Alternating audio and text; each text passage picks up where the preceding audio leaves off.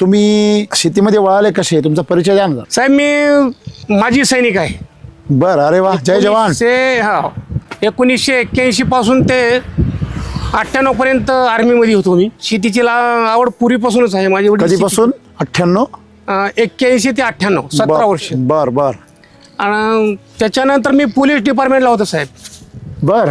98 पासून ते 20 पर्यंत, मार्च 20 पर्यंत होतो. बापरे. आता मला रिटायर होऊन 6 वर्ष लागलेलं आहे. तिकडे बी रिटायर, इकडे बी रिटायर? हो साहेब. इकडे नाही रिटायर व्हायचं? हे नाही रिटायर व्हायचं साहेब. नाही.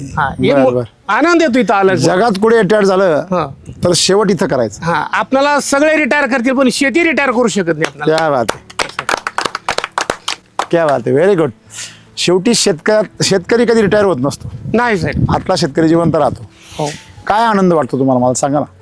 खूप समाधान वाटतं साहेब. हे जे आपण आपले STC वैदिकचं जे आहे, जे किट देते ते SCT जे आहे त्याचाच डोस किंवा ह्या फवारण्या चालू असल्यामुळं आपला दुसरा कुठलाच फवारणी करायची गरज नाही. काहीच नाही. ह्याच्यावर कुठलं आता हे पिवळं कुठलं थेंब हे पॉईंट सुद्धा नाही, एवढे पाऊस असून सुद्धा. म्हणजे किरकोळ कारकोळ डाग जर सोडले तरी तुमचे 2च बेसल डोस मला म्हणेन. हो.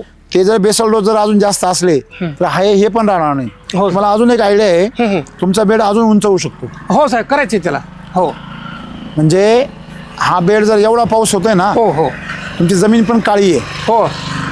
तुम्ही जर खालून जर आणखीन जर हे केलं तर हा बेड अजून मोकळा होईल. होते साहेब. आणि एक बेड जर उंच झाला आणि जर खाली जर जमीन खाली गेली तर अजून तुमचं ग्रोथ वाढेल. हो साहेब. मुळांना पसरायला आणखीन छान चान्स मिळेल.